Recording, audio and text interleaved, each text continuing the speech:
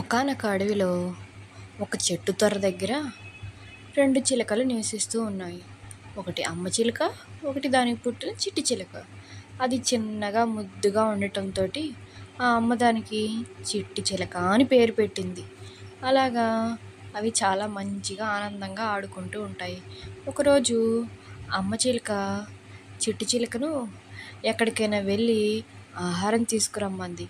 ఎందుకంటే ఆ చిట్టి చిలుకకు కూడా ఆహారం ఎలా సేకరించుకోవాలో నేర్పించాలని. సరే అమ్మా, తోటకెళ్ళి పండు తెమ్మంటావా అని అడిగింది చిట్టి చిలక. ఇంకా పండు తేవడం ఏంటి, మనం అప్డేట్ అయ్యాం, ఎక్కడికైనా వెళ్ళి ఒక డ్రింక్ తీసురానంది. కూల్ డ్రింకా? సరేనమ్మా, తెస్తాను అంటూ సమాధానం ఇచ్చింది. తెచ్చి నువ్వు వాటిని తాకకుండా ఇంట్లో గూట్లో పెట్టు, మనం ఇద్దరం వచ్చాక ఇద్దరం కలిసి తాగుదాం అంది అమ్మ. సరే అంది చిట్టి చిలక కూడా. సరే, నువ్వు జాగ్రత్తగా వెళ్ళు, వెళ్ళేటప్పుడు ఏమైనా అడ్డొస్తే పక్కకు తొలుగుతా, అన్నీ చూసుకుంటా, జాగ్రత్తగా వెళ్ళు అంటూ అమ్మ చాలా జాగ్రత్తలు చెప్పింది. అలాగేనమ్మా, నేనేం చిన్నపిల్లని కాదు, జాగ్రత్తగా తీసుకొస్తాను అంటూ ఆ చిట్టి చిలక కూడా అమ్మకు సమాధానం ఇచ్చింది. అలాగా అమ్మ చెప్పిన మాటలు వింటూ జ్ఞాపకం ఉంచుకొని ఎంతో దూరం ప్రయాణం చేస్తూ వస్తూ ఉంది చిలకమ్మ. దానికి ఆకలి వేసేసరికి ఒక మామిడి చెట్టు కనపడితే ఆ మామిడి చెట్టు దగ్గర ఆగి పండ్లు తినాలి అనుకుంది ఆ చిట్టి చిలకమ్మ. ఆగి ఇలా అనుకుంటుంది, అబ్బా, ఎంతో దూరం నుంచి అలసిపోయి వచ్చాను, నాకు ఆకలిగా ఉంది అంటూ చిలకమ్మ ఒక మామిడి పండ్లు కనపడితే ఆ మామిడి పండ్ల తోటకాడికి వచ్చి చెట్లునున్న పండును తింటూ ఉంది. అరెరే, అమ్మ తీసుకురమ్మంది ఒక డ్రింక్ కదా అనుకుంటూనే, సరే ఇది తినేసి అమ్మకి ఒక డ్రింక్ తీసుకొద్దాం అనుకుంటూ అక్కడే ప్రశాంతంగా వేలబడిన ఆ మామిడికాయలు కొరికి తింటూ ఉంది ఆ చిట్టి చిలకమ్మ. అలాగే ఇంటికి తీసుకెళ్దామా అనుకునేసరికి, వద్దులే, అమ్మ డ్రింక్ కదా తెమ్మంది, ఎక్కడ ఈ గుటుక్కుని మింగుదాం అనుకుంది చిలక. అనుకుంటూ అక్కడే ఉన్న ఆ పండ్లను ఎంతో హ్యాపీగా తింటుంది. తింటూ కూడా, అబ్బా, ఈ పండ్లు ఎంత రుచిగా ఉన్నాయి, ఇంత రుచికరమైన పండ్లను నేను ఇంతవరకు తిననే లేదు అనుకుంటూ సంతోషంగా తింటూ ఉంది చిలకమ్మ. ఏదైనా తీసుకురమ్మని పంపించిన చిట్టి చిలక ఎంతసేపు ఉన్నా రాలేదు పాపం.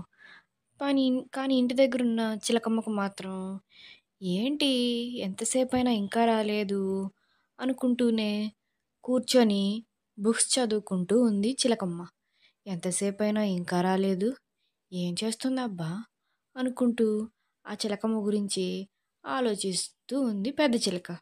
అరెరే అంటూ పుస్తకాలు తిప్పుతూ ఉంది. అలా ఎంతో దూరం తిరిగి తిరిగి కష్టపడి చివరికి అమ్మ చెప్పిన దానిని వెతికి కనిపెట్టి చివరికి ఇంటికి తీసుకెళ్తూ ఉంది. అరెరే, అమ్మ తిట్టుకుంటుందేమో, ఇంకా రాలేదేంటని వెతుకుతూ ఉంటుందేమో, నానేటన్నా పోయానేమోనని చెప్పేసి భయపడుతూ ఉంటుందేమో అనుకుంటూనే ఉంది చిట్టి చిలకమ్మ. అలా భయపడుతూనే అమ్మ చెప్పిన ఆహారాన్ని తీసుకెళ్తున్నానని సంతోషంగా అమ్మకి ఆహారం తీసుకెళ్తూ ఉంది. అలా తీసుకెళ్తూ ఉండగానే కొన్ని పిట్టలు అడ్డుపడ్డా కానీ వాటి నుంచి తప్పించుకొని తెచ్చిన ఆహారాన్ని అమ్మ కోసం తీసుకెళ్తూ ఉంది. తీసుకెళ్లేసరికి అమ్మ ఇంటి దగ్గర లేదు. తిరిగి ఆహారం తీసుకుని వచ్చేసరికి అమ్మ ఇంటి దగ్గర లేకపోవడంతో, అరెరే, అమ్మ ఎక్కడికి వెళ్ళి ఉంటుందబ్బా, ఇంతసేపు రాకపోయేసరికి నన్ను వెతకడానికి వెళ్ళి ఉంటుందిలే అనుకుంటూనే ఆ పక్షి తెచ్చిన ఆహారం వైపు చూస్తూ ఉంటుంది. ఏముంటుంది దీంట్లో, అమ్మ దీన్నే ఎందుకు తెమ్మంది, ఏమన్నా రుచిగా ఉంటుందేమో అని అనుకుంటూ దానివైపు ఆశగా చూస్తూ ఉంది. ఎంతసేపు చూసినా అమ్మ రావటం లేదు. కానీ దాన్ని చూస్తూ ఉంటే ఆ చిట్టి చిలకమ్మకి తినాలనిపిస్తూ ఉంది. ఎంతసేపు చూసినా అమ్మ మాత్రం రాలేదు. చిలకమ్మ మాత్రం దాని మీదే ఉంది, అది కూడా నేనున్నాను అన్నట్టు ఊగుతూ ఉంది. దానికి తినాలనే ఆశతోటి దగ్గరికి వెళ్ళి తినేసి గ్లాసులో పోసుకొని డ్రింక్ లాగా ఉండేసరికి దాన్ని తాగుతూ ఉంది. దూరం నుంచి అమ్మ తిరిగి ఇంటికి రానే వస్తుంది. వచ్చేసరికి గూట్లో పెట్టమన్నది నిజంగానే తాగేస్తుంది ఏంటా అని చెప్పేసి వచ్చి అక్కడ కొట్టింది చిలకమ్మని. దాచిపెట్టమంటే తిన్నావా తాగేసావా అంటూ అమ్మ ఒక్కటిచ్చింది చిటి చిలకమ్మకి. పాపం ఎంతో బాధతోటి బాధపడుతూ ఉంది. చివరికి అమ్మ చెప్పిన మాట వినాలి, అమ్మ చెప్పిన మాట వింటే మనకే మంచిది కదా అంటూ రియలైజ్ అయింది చిటి చిలకమ్మ. ఈసారి మరలా ఆహారం తెమ్మంది అమ్మ. తీసుకొచ్చి అమ్మ చెప్పినట్టుగానే గూట్లో పెట్టింది. గూట్లో పెట్టేసరికి తన్నులు కూడా తెప్పాయి. అమ్మ ఎప్పటిలాగానే సంతోషంగా బుక్స్ చదువుకుంటూ ఉంది. చిట్టి చిలకమ్మ ఇంకా ఆనందంతో గిటార్లు మోగిస్తుంది, ఉయ్యాళ్ళు ఊగుతుంది. అలా అమ్మ చెప్పిన మాటలు వినేసరికి దెబ్బలు తప్పాయి, హ్యాపీగా ఆడుకుంటుంది. పిల్లలు మొట్టమొదటిసారి చిట్టి చిలకమ్మ చేసిన పని తప్ప ఒప్ప కామెంట్ చేసి చెప్పండి. ఇలాగే అమ్మ చెప్పిన మాటలు విని హ్యాపీగా ఆనందంగా ఆడుకోండి.